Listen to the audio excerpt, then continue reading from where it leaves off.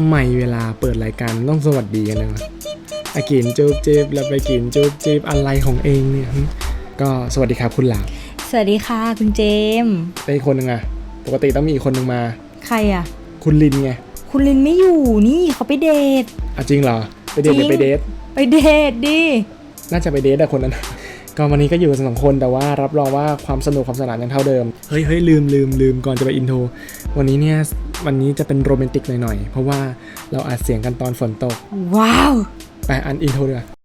เซ็กส่งเสียงและไม่ใช่ส่งเสียงเซ็กเรามีประเด็น XX พร้อมมาจับขึ้นเขียงเรียงข้อมูลเป็นพอดแค่ที่สร้างสรรค์ฟังเพลิดฟังเพลินแถมยังตลกขบขันเพราะเราคือเซ็กส่งเสียงหลังจากอินโทรถ้าตามสเต็ปก็คือผมก็ต้องถามเหมือนเตรียมอ่ะนี่กูจะล้อตัวเองทำไมเนี่ยคุณหลามครับอย่ากูเพิ่งบอกว่าตามสคริปต์มึงนี่รับส่งกูช้ามากคุณหลามครับคนรอบตัวหรือว่าสื่อโซเชียลมีเดียอินเทอร์เน็ตคุณหลามเคยได้ยินคำถามประมาณว่าจุดจะท้องไหมจะทำแบบนี้หนูจะท้องไหมคะท้องไหมครับเคยเจอไหมคนรอบตัวนี่ไม่เคยเจอนะแบบเพื่อนๆเพราะว่าเพื่อนๆคือเขาไม่มีผอกันอะไม่มีผอไม่มีอะไรไม่มีผัวมึงจะย่อทำอะไรเขาเลยไม่ค่อยมีอะไรมาถามไงคือเพื่อนไม่มีผัวแต่มึงอะไม่มีเพื่อนต่อแต่ว่านี่เคยเห็นในพวกอินเทอร์เน็ตบ่อยๆเช่นพวกในกระทู้พันทิปอ่ะเขาจะมีคนมาตั้งกระทู้ถามเยอะเลยว่าแบบนี้ท้องไหมคะแบบนี้ท้องไหมคะก็จะมีเคสที่เป็นเคสแบบเพลนธรรมดากับเคสที่เป็นแบบพระเจ้าก็คือจะมีคำถามที่แบบเฮ้ยเจอบ่อยๆกับคำถามที่นานๆที่จะเจอเกี่ยวกับท้องไหมไม่ท้องอะไรประมาณนี้เนาะใช่ค่ะผมเหมือนกันครับคืออาจจะไม่ใช่คนรอบตัวมากแต่ว่าเป็นเพื่อนของเพื่อนอีกทีมาปรึกษาหรือว่าอะไรประมาณนี้เพราะมันเป็นเรื่องหนักใจครับมันก็ต้องหาสักคนเพื่อคุยเนาะประมาณนี้เหมือนเจอทั้งคู่ทั้งอินเทอร์เน็ตแล้วก็ทั้งคนรอบตัวประเด็นในวันนี้ที่เราจะคุยกันก็คือเป็นรวมคำถามที่เกี่ยวกับจุดท้องไหมเราก็ไปรวบรวมคำถามต่างๆมาทั้งจากคนที่เรารู้จักแล้วก็จากในเน็ตเอามาลองประมวลดูว่าเป็นยังไงบ้างใช่ประมาณนั้นเลยอย่างที่คุณพูดเป๊ะเลยครับแต่ผมเนี่ยอยากจะอธิบายคอนเซปต์การท้องก่อนว่ามันท้องได้ยังไงเพราะว่าถ้าจะมาพูดถึงเลยว่าเฮ้ยมันท้องเดี๋ยวจะงงไม่งงหรอกผมว่าคนฟังรู้แต่ว่ากูอยากพูดเฉยคอนเซปต์การท้องเนี่ยพูดง่ายๆก็คือมองตากันอะไรประกาศบ้านะคุณมึงเรียนสูตรไหนมันคอนเซปต์การท้องเหรอถ้าจะพูดให้มันครีเอทแล้วก็ไม่พูดให้มันตรงจุดเนี่ยก็คือน้องฉิมกับน้องประดู่ไงแกทั้ง2คนเนี่ยเขารู้จักกันแต่ก็เป็นศัตรูกันด้วยทำสงครามกันตีรันฟันแทงกันไม่หยุดไม่หย่อนแต่ว่าตีกันสดๆเลยนะเสื้อผ้าไม่ใส่เลยนะฉิมกับชูเนี่ยกูว่าพูดอย่างตรงๆเลยโอเคกว่า น้องฉิมกับน้องประดู่เนี่ยตีรันฟันแทงกันไม่ใส่เสื้อเกราะไม่ใส่ทั้งนั้นเหมือนฉิมเนี่ยจะพลาดท่าแล้วก็ประดู่ก็เลยจัดการยิงกระสุนแป้งเปียกใส่เข้าไปกลางหัวใจของน้องฉิมนั่นก็คือรังไข่นั่นเองแล้วอีกระสุนแป้งเปียกเนี่ยมันจะมีอ็อบเจกต์พิเศษเป็นอุปกรณ์พิเศษข้างในอารมณ์เหมือนมึงยิงปืนลูกซองอ่ะยิงปืนลูกซองก็จะเป็นแตกเป็นกระพวนออกมาใช่ไหมอันนี้เหมือนกันกระสุนแป้งเปียกนะพอมึงยิงออกมาเนี่ยข้างในแป้งเปียกก็จะมีกองทัพจิ๋วๆซ่อนไว้อยู่เรียกว่าอสุจินะใช่ไออสุจิมันก็จะหาทางพุ่งออกมาเพื่อมาแทงรังไข่เมื่ออสุจิแทงรังไข่ได้ปุ๊บท้องแน่นอนครับคุณพวกเธอนี่คือคอนเซปต์การท้องต่อมาที่จะพูดทำยังไงไม่ให้ท้องอ่ะมันมีหลายวิธีมากคุณเจมในเมื่อเรารู้แล้วว่าการตั้งท้องมันเป็นแบบนี้แล้วถ้าเราไม่พร้อมแต่ว่ามันเป็นธรรมชาติมนุษย์อะเราอยากมีป่ะเราอยากเรียนรู้ร่างกายของคนรักหรือว่าเพศตรงข้ามแล้วไม่พร้อมจะทำยังไงดีวิธีป้องกันไม่ให้ท้องมี2หลักง่ายๆด้วยกันพูดถึงหลักการก่อนมันมี2หลักการง่ายๆซึ่งหลักการของกูเนี่ยจะแหวกแนวแล้วก็หาเหวแน่นอน หลักการแรกก็คือทำยังไงก็ได้ไม่ให้กองทัพอสุจิเนี่ยแหวกป่าฝ่าดงไปเจอรังไข่ก็คือต้องใส่เกราะป้องกันสร้างแนวป้องกันแนวล้อมต่างๆนี่มึงดูซุนวูมากไปมั้ย ก็คือนั่นแหละประมาณนั้นอย่าให้อสุจิไปมีตติ้งกับรังไข่ได้นั่นเองอารมณ์เหมือนมึงไปเที่ยวอควาเรียมแล้วมึงทำได้แค่ยืนมองปลาฉลามนู่นนี่นั่นถูกโอเคและวิธีของการป้องกันไม่ให้อสุจิเนี่ยพุ่งเข้าไปชนรังไข่ได้เนี่ยเอาให้เห็นชัดๆเนี่ยมี3วิธีด้วยกันมีอะไรบ้างแจกแจงมาอันข้อแรกก็คือใส่ถุงยาง เป็นวิธีที่ง่ายแล้วก็เบสิกมากพอมึงสวมไอ้น้องประดูของมึงปุ๊บเนี่ยเวลาแบบเอาๆปลักก็คืออาซูจิเนี่ยก็จะแบบว่าอารมณ์แบบอีกนิดเดียวจะถึงแล้วมันก็จะโดนสกัดกั้นโดยเจ้ายางนั่นเองงัดออกไม่ได้จะไม่ออกไม่ได้วิ่งไปทางไหนก็โดนยางคุมอยู่อีกนิดเดียวอะไรประมาณนั้นก็จะอยู่ได้แค่นั้นสิ่งที่ไม่ใช่ถุงยางสิ่งที่อาซูจิจะเจอก็คือได้แค่เจอเพื่อนมันแล้วก็หันมาเจอพ่อมันที่อยู่ข้างหลังอีกที เจอได้แค่นั้นไม่สามารถไปเจอรังไข่สุธิรักษ์ได้แล้ววิธีต่อมาก็คือการหลั่งนอกเป็นการนิดนึงอธิบายคร่าวๆก็คือไปยิงกระสุนเปียกออกข้างนอกงึดแต่ว่าเป็นงึดข้างนอกงึดแล้วก็เอาออกมาแผลข้างนอกถูกต้องอย่างน้อยไอ้ก้อนนั้นน่ะไม่สามารถเจอรังไข่ได้แล้วมันจะมีตกค้างไหมเล็ดรอดอันนั้นค่อยว่ากันเพราะว่าวิธีนี้ต้องอธิบายกันสักนิดหน่อยเพราะมันมีความเสี่ยงกว่าถุงยางแน่นอนแต่เดี๋ยวมาดูกันวิธีสุดท้ายก็คือทำหมันครับโอ้ ตอนนี้เนี่ยคือที่กูเงียบนี่ไม่ใช่อะไรแต่ว่าเอามือกุมไข่อยู่เพราะว่ามันไม่ได้น่ากลัวขนาดนั้นแต่ว่าก็ได้ยินอะไรเกี่ยวกับอย่างนี้มันก็เสียวๆมันก็นิดเดียวมีดจิกนิดเดียวไม่ใช่หรอจ้า นิดเดียวจ้ะการทำหมันเนี่ยก็คือจะเป็นการตัดเส้นทางไม่ให้อาซูจิเนี่ยลำเลียงมาจนถึงปลายจรวดของเราได้นั่นเองแล้วก็มันไม่ได้ตัดทั้งยวงไข่หรืออะไรนะแค่นิดเดียวอย่างที่มึงบอกแหละแต่กูก็ยังกลัวอยู่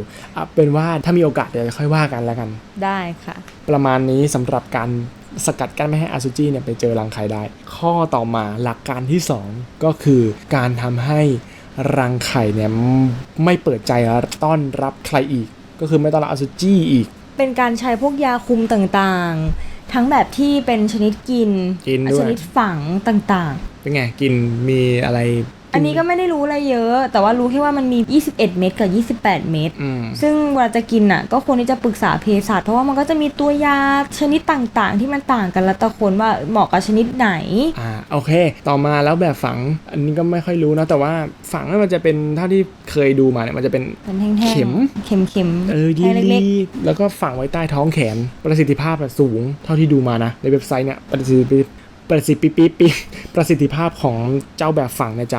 จะสูงมากมันก็ดีนะเพราะว่าถ้าเรากินนะมันจะมีโอกาสที่เราจะลืมกินได้แล้วพอมันกินแบบไม่สม่ำเสมอกันอ่ะประสิทธิภาพของยาคุมแบบกินอ่ะมันอาจจะลดลงแต่นี่คือฝังเราก็ไม่กังวลว่าเราจะลืมกินหรือเปล่าวันนี้กินแล้วหรือยังตรงเวลาไหมเพราะว่ามันฝังอยู่ในตัวเราแล้วโอเคแล้วก็ฟรีด้วยโรงพยาบาลยังไงก็คือเดี๋ยวนี้โรงพยาบาลเขาก็ออกมาแบบเป็นนโยบายว่าวัยรุ่นที่อายุเท่านี้สามารถที่จะฝังยาคุมอันนี้ได้แบบฟรีหรือว่าลดราคาเพื่อป้องกันการท้องก่อนวัยอันควรเขาก็เลยมีนโยบายแบบนี้ขึ้นมาถ้ามีจริงๆดีเลยแจ่มเลยนะแต่น่าจะมีนะเหมือนเคยเห็นอยู่แจ่มโอเคเราเห็นถึงคอนเซปต์การตั้งครรภ์แล้วเห็นถึงคอนเซปต์การป้องกันแล้วน่าจะพอเห็นคร่าวๆในหัวแล้วว่าเฮ้ยถ้าไม่อยากท้องทำไงดีวะตามหลักการที่พูดเลยทำยังไงก็ได้ประมาณนั้นมาเรามาดูเซตคำถามที่ผมเตรียมไว้ดีกว่ามีคำถามประมาณไหนบ้างเพราะฉะนั้นเราจะเข้าสู่ช่วงที่2ช่วงที่2ก็เดี๋ยวใส่ซาวซะหน่อยกริ๊งเซ็กส่งเสียงกูน่าจะเอาอินโทรมาใส่นะเนี่ยมึงพูดเทปแรกก็ไม่ได้ดีเลยการเข้าสู่ประเด็นใหม่ด้วยวิธีนี้นะคำถามที่เราเตรียมมาเนี่ยมีประมาณชิบหายแล้วมีกี่คำถามวะ1 2 3 4 5 6 7 คำถามด้วยกันแล้วก็น่าจะเป็นคำถามที่คนส่วนใหญ่ถามบ่อยคำถามแรกครับใช้นิ้วท้องไหมนี่ก็คิดว่าไม่ท้องหรอกเพราะว่านิ้วมันผลิตเส้นใยสไปเดอร์แมนไม่ได้อะคืออะไรเส้นใยอีเวนถ้าใช้นิ้วเขี่ยตาเนี่ยไม่ท้องแน่นอนยอกนิ้วมันผลิตน้ำอสุจิไม่ได้คือนิ้วไม่ใช่น้องประดูใช่ไหมใช่แล้วมันก็ไม่สามารถยิงกระสุนแป้งเปียกได้นอกจากมึงจะเอานิ้วมึงอะไปเลอะไปคนแป้งเปียกมาก่อนแล้วก็แย่เข้าไปอะไรของมึงเนี่ยคนแป้งเปียกคืออะไรนี่คุณไม่เคยได้ยินหรอมันมีนะคนเขาอยากท้องกับผู้ชายอีกคนนึงอ่ะเขาก็เอาน้ำในถุงยางมาทาแล้วเขาก็เอานิ้วใส่เข้าไปเพื่อที่จะให้แบบท้องกับคนนั้นก็มีเพราะฉะนั้นเนี่ยใช้นิ้วเนี่ยสรุปก่อนว่าใช้นิ้วว่าไม่ท้องเพราะแม่งผลิตอะไรมาไม่ได้แต่ถ้ามันไปเลอะอันนั้นพูดซะเสียวไม่ได้เสียวกันนะโอเคกูต้องปรับเปลี่ยนมูดเพื่อเข้าข้อต่อไปครับถุ ถูไถกันภายนอกท้องเปล่าแจ๊ะมันเป็นการถูไถแบบลักษณะไหนไม่รู้ว่ะเอาลักษณะเราคิดแทนเขานะถูไถแบบเปลือยเลยแล้วกันแบบเปลือยช้างเหมือนอารมณ์แบบช้างถูหน้าถ้ำโนเนียอยู่หน้าถ้ำโนเนียเอางวงฟาดอยู่หน้าถ้ำเลี้ยงแต่เลี้ยงฟุตบอลอยู่หน้าโกแต่ไม่ยิงประมาณนั้นตอบก่อนก็ได้ไม่น่าท้องถ้าคุณป้วนเปี้ยนกันแค่ข้างหน้าจริงๆไม่มีการสอดใส่ไม่มีอะไรทั้งนั้นไม่ให้ไอ้น้ำอะไรเลอะไม่มีให้หัวไปแฉลบเลยไม่ท้องแต่นี่คิดว่าถ้าเกิดว่าเราถูถ่ายกันแบบมีไอ้ตรงส่วนหัวที่มันมีน้ำหล่อลื่นอะมันไปโดนบ้างอะไรเงี้ยมันอาจจะมีโอกาสนะอันนี้คิดเองเพราะฉะนั้นเนี่ยถ้าจะถึงถูไถขนาดนั้นแล้วก็เอาต่อกันเถอะแต่มึงป้องกันด้วยใส่ถุงอะไรอย่างงี้บางทีมันห้ามกันไม่ได้นะมึงมาจ่อกันปากถ้ำแล้วมึงมาเอาแต่เลี้ยงมันก็ไม่ได้มันก็ต้องแย่แล้วแหละมันต้องมีสักทีที่ต้องยิงประตูกันบ้างแล้วว่าก็สรุปว่าอะไรก็สรุปว่ามันก็เสี่ยงแหละก็จ่อกันหน้าประตูอยู่แล้วเนาะข้อต่อมาเผลอกลืนน้ำอสุจิจะท้องหรือไม่เป็นไงล่ะเนี่ยคำถามนี้เจอเยอะอยู่นะต้องอธิบายคอนเซปต์ของการเราคิดแทนกันว่าเฮ้ยมันมีสิทธิ์ท้องเพราะว่าก็แน่ละอสุจิพอกลืนปุ๊บเฮ้ยมันอาจจะมีชีวิตทะลุไปถึงตรงนั้นหรือเปล่าแต่ก็เฮ้ยมันไปถึงไม่ได้แน่นอนเพราะว่าน้องทีมของพวกเราเนี่ยกว่าจะไปถึงตรงนั้นได้มันต้องเจอกับโอ้โหน้ำย่อยกดนู่นกดนี่สารพัดมันตายก่อนแน่นอนแถมร่างกายแม่งดูดสารจากอสุจิเอาไปใช้ด้วย ได้ประโยชน์ แต่ว่าประโยชน์เป็นประโยชน์ที่น้อยนะมันอย่าไปหวังว่ากินเอาเสริมร่างกายมันก็ได้ไม่กี่แคลมันไม่ได้อะไรขนาดนั้นอะประมาณนี้ก็สรุปว่าไม่ท้องคืออสุจิไปไม่ท้องแน่นอนข้อต่อมาอันนี้อาจจะต้องคุยกันหนักหน่อยแตกนอกท้องหรือไม่เป็นไงมันก็มีโอกาสทั้งคู่ก็คือ50-50ก็คือไม่ท้อง50แล้วก็ท้อง50ใช่มันไม่ได้ไม่ท้องเลยหรือท้องเลยอาจารย์พูดกลางๆนะแล้วแต่ดวงเพราะว่าคอนเซปต์ของการแตกนอกแม่งคือการชักปืนแล้วในชักแบบปัจจักแล้วก็พอจะถึงจุดกระสุนจะออกเนี่ยเราควงปืนออกมาแล้วก็ไปยิงข้างนอก กูก็สรรหาคำไม่ได้ไปควงปืนมาฟ้าแล้วไปยิงข้างนอกมันทำให้ไอ้เจ้ากลุ่มอสุจิเนี่ยไปแผลข้างนอกมันไม่ได้ไปแผลโดนรังไข่แต่ก็มีคำว่าแต่ช่วงที่เรากำลังชักปืนกันอยู่กับคู่รักเนี่ยก็คือน้องประดูเนี่ยเข้าไปแล้วมันจะมีน้ำหล่อลื่นออกมาไว้ช่วงนั้นอะโอกาสที่ลูกน้องของเราเนี่ยมันจะผิดไม่รู้งานเผลอออกมาก่อนมีเผลอออกมากับน้ำหล่อลื่นมีหรือไม่ก็ติดค้างอยู่ในท่อปัสสาวะของเราเนี่ยมีแล้วจำนวนไม่ใช่แค่ตัว2ตัวที่มันจะหลุดมา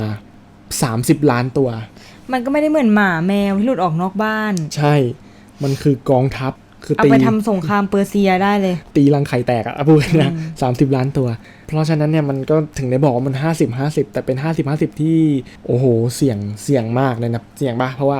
50นึงคือท้องอีก50นึงคือไม่ท้องมันก็เสี่ยงนะบางทีออกมาไม่ทันทำไงใช่บางคนไม่ชำนาญเว้ยบางคนแบบควงปืนกระแป้งกระสุนไม่ไหวอันไม่ไหวอย่างเงี้ยกระสุนลั่นซะก่อนก็มีคนไม่ชำนาญในปืนตัวเองมันก็ต้องลั่นก่อนใช่แล้วบางคนอันไม่รู้ว่าบางคนกระปิดกระปอยก็มีใช่ไหมล่ะเพราะฉะนั้นเนี่ยมันถึงได้เสี่ยงแล้วถึงแม้ว่าเราจะทำโอ้โห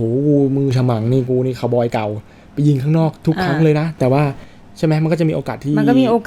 มันจะพลาดกันได้อสุจิหลุดมาจากน้ำหล่อลื่นอย่างที่บอกเมื่อกี้ก็มีเพราะฉะนั้นมัน50-50ครับอาจจะบอกฟันธงไม่ได้เลยว่าเฮ้ยไม่ท้อง 100% หรือท้อง 100% 50-50 แล้วแต่ดวงด้วยแล้วแต่หลายๆอย่างคำถามต่อมาฝ่าไฟแดงท้องหรือไม่ฝ่าไฟแดงมันคืออะไรคุณมุกมันก็คือการที่เราเนี่ยเอาจรวดของเราขับเข้าไปในเย็นตาโฟมึงช่วยเปลี่ยนจากจรวดเป็นอย่างอื่นได้ไหมมึงจรวดเข้าเย็นตาโฟมันก็เหมือนเรามีเพศสัมพันธ์กับแฟนในช่วงที่เขามีประจำเดือนมันก็เหมือนเย็นตาโฟไหมเย็นตาโฟไม่หมายถึงว่าฉันเปลี่ยนจรวดบ้าอะไรวิ่งเข้าเย็นตาโฟเปลี่ยนอย่างอื่นสิทาแยมสตรอเบอรี่ล่ะเปลี่ยนเป็นลูกชิ้นปลาลูกชิ้นปูอะไรวิ่งเข้าชามเย็นตาโฟก็ได้แหม ฉันหมายความว่าอย่างนั้นจรวดบ้าอะไรวิ่งเข้าเย็นตาโฟกูจะไปแดกไหมร้านนั้นก็มันแดงๆเหมือนกันก็คือเปลี่ยนไปแล้วนะฝ่าไฟแดงเก่าแล้วเชยแล้วเปลี่ยนเป็น ปาดแยมสตรอเบอรี่อ่ะปาดแยมสตรอเบอรี่ดิบ กูไม่ชอบคำว่าดีเฟรนช์ฟรายดิบซอสมะเขือเทศหลังจากดูฟังเทปนี้จบกูก็ไม่กล้ากินอะไรแล้วที่มึงพูดมาทั้งหมดโอเคท้องไหมมันก็มีเหมือนกันแต่แค่โอกาสที่มันจะไม่ท้องมันมีเยอะกว่าเพราะว่ามันเป็นช่วงที่น้องเนี่ยไม่เปิดรับอะไรแล้วฉันรับไม่ไหวแล้วตอนนั้นฉันอ่อนแอใช่ก็ในเมื่อไม่มีใครเข้ามาในชีวิตฉันก็ไปดีกว่าประมาณนั้นรังไข่มันก็จะไปดีกว่าช่วงนั้นทำให้ถึงแพทย์เข้ามาโอกาสก็น้อยถึงแม้ว่าจะเป็นช่วงที่เขาเนี่ยไม่เปิดรับน้องอสุจิเนี่ยจะเป็นช่วงที่น้องเขาเปิดรับเชื้อโรคนะเป็นช่วงที่ปากมดลูกเปิดเยอะแล้วโอกาสท้องน้อยกว่าแต่ว่าโอกาสที่รับเชื้อโรคมันก็มากกว่าทั้งหญิงและชายเลยเพราะว่านอกจากปากมดลูกมันเปิดรับเชื้อโรคก็แล้วเนี่ยไอเลือดเสียที่มันออกมาเนี่ยมันก็ยังมีเชื้อโรคอยู่แล้วด้วยยิ่งพูดยิ่งกูไม่กล้าดิฟอะไรทั้งสิ้นแล้วอันนี้แต่จะพยายามนำเสนอข้อมูลให้รอบด้านนะอันนี้ที่อ่านมาจากเว็บไซต์ของคุณหมอทั้งหลายเนี่ยเขาจะบอกว่าถ้าคุณปาดแยมสตรอเบอรี่กันในช่วงสัปดาห์ไม่ใช่ช่วงสัปดาห์ช่วงวันแรกๆเลย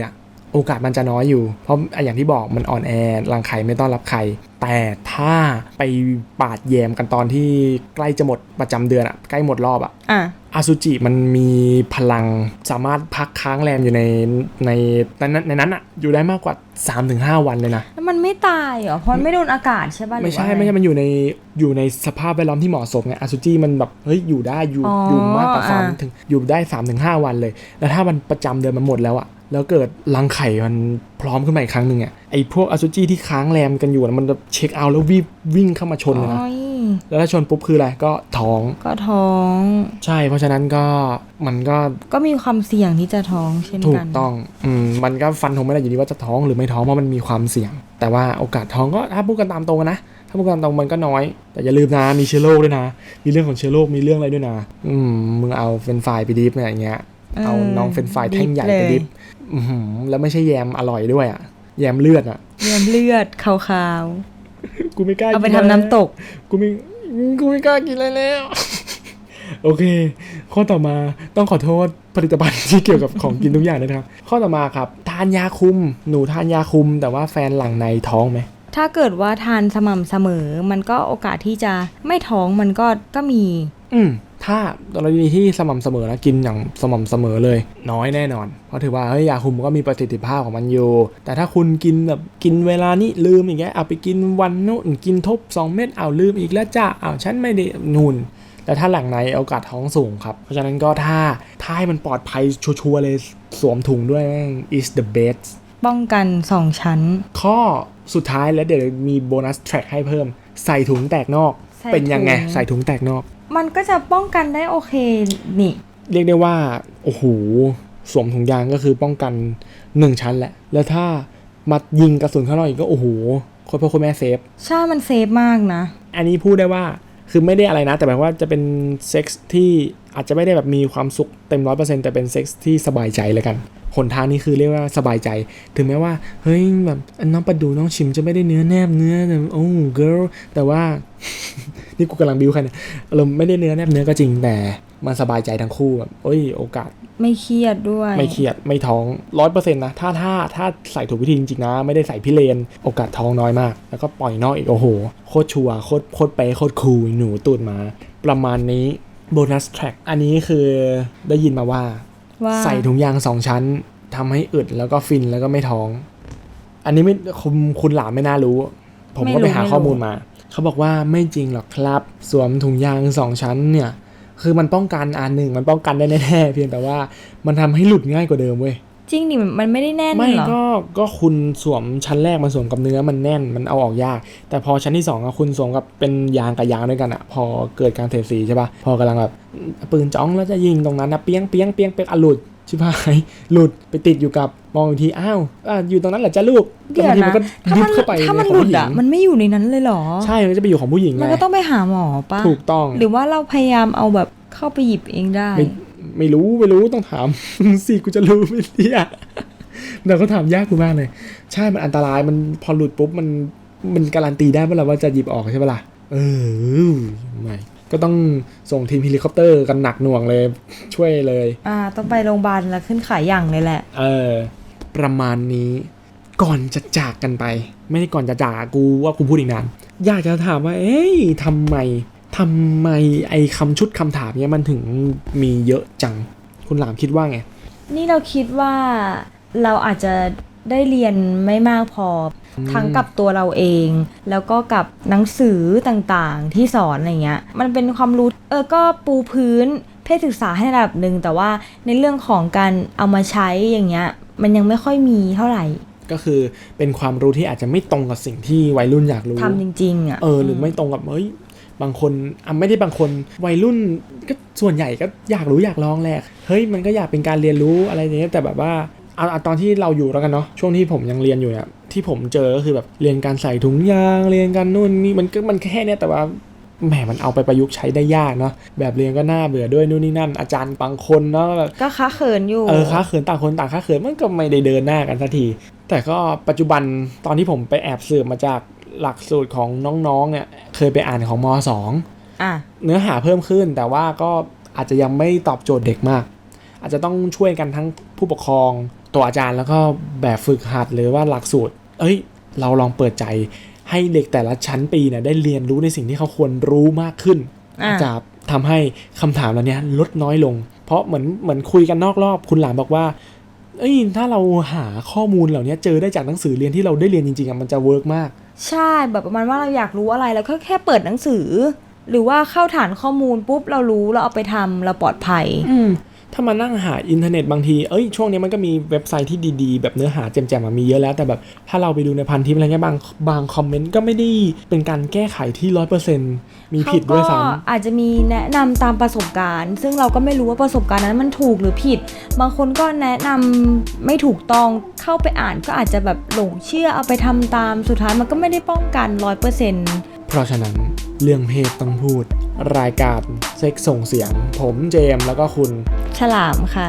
จบแต่เพียงเท่านี้ครับจากกันด้วยคำคมครับแตกนอกอุ่นใจแตกในอุ่นจังไม่ได้ช่วยอะไรสนับสนุนเยาวชนอะไรทั้งนั้นเอาเป็นว่าเรื่องเพศเป็นเรื่องธรรมชาติเซ็กส์เป็นเรื่องธรรมชาติแต่ขอให้มีความพร้อมหรือถ้าไม่พร้อมป้องกันด้วยเซ็กส์2บายจ้าบายจ้าเซ็กส่ง